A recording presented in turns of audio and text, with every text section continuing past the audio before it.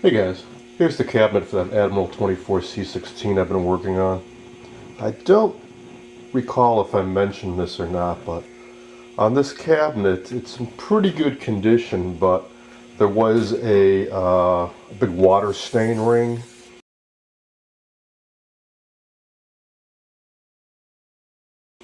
Like somebody had left a flower pot or something on top. It was beyond just the usual like water ring. This actually penetrated and the finish was gone in a large circle, and there were scuffs, scrapes, and nicks all over the top. But the rest of it's in pretty good shape. So I really didn't want to strip the whole thing, other than a couple marks along here. It's in really good shape. There's a nice medallion down here, cross bracing, and the speaker cloth's in good shape.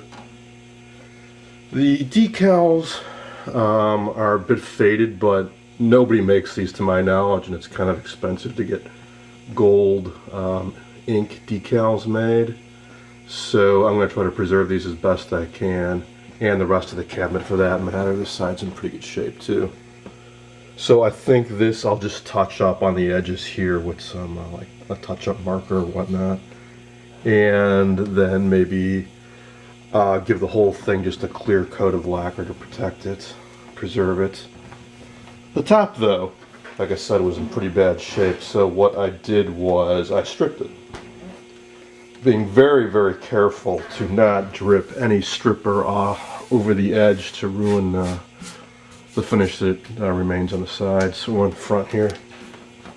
So the way I did that was, in the center portion I used Citra Strip. It's simple, it's cheap, it's fairly safe, but it's sloppy, so I only went about an inch to the edge around the left, front, and right. And once that was scraped off, neutralized, I switched to this stuff, which you use just like in the picture there. Put a glove on your hand, a little bit of steel wool, soak it in the solution, and just rub it gently. And that's how I got the edges. Once that was done, I used this after wash to clean up any residue from the stripping solutions and any remaining stain and old finish that was left behind. So that got me down to bare wood, which I then sanded a bit with some 220 grit. Got out most of the scuffs and scrapes.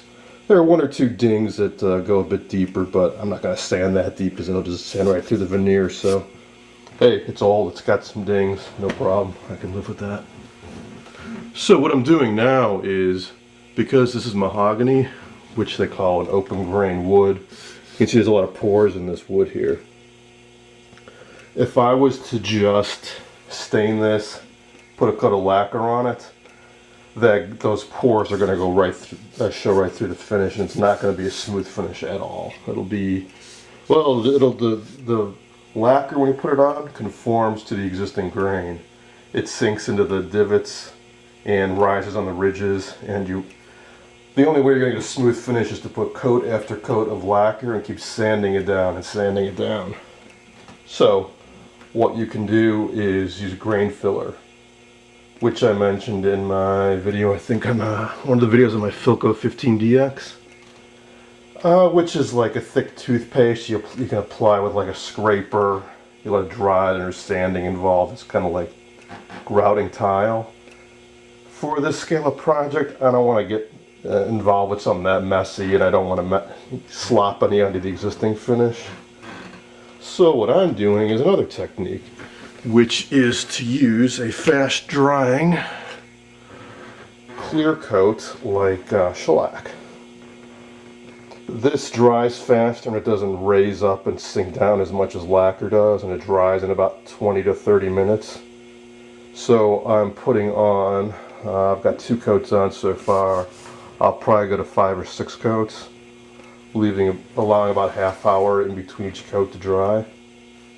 And once that's fully dried, I'll sand it down. I'll probably end up sanding probably 90+% of it off, just leaving the shellac to fill in the pores. The way it should look, if all goes well, is most of this should be bare wood, and there'll be little shiny like freckles where the shellac is filled in all the pores. You can get shellac in both clear and amber. I'm using amber simply because I got a bunch of it from another project, and because this is mahogany and it's going to end up getting stained quite dark anyways. Amber or clear really isn't going to make any difference. I just want to fill in these pores. So another 4 or so coats to go. Hopefully I'll get that done tonight. And again, that's the advantage of using shellac, is in a few hours you can get on those 6 coats and have them cured, set up. That'll be probably a lot of sanding. I haven't tried this particular technique before, so I'm not sure how much sanding I'm really going to have to do. Hopefully it won't be too bad, because I'm going to be doing it by hand. And then I don't know if I can handy, but I'll be using something called pre-stain conditioner, which is like a sealer on the wood, on the wood and the shellac grain filler. Put on some stain. Once that dries, I'll be using some toner lacquer, because stain alone isn't going to get this really dark finish.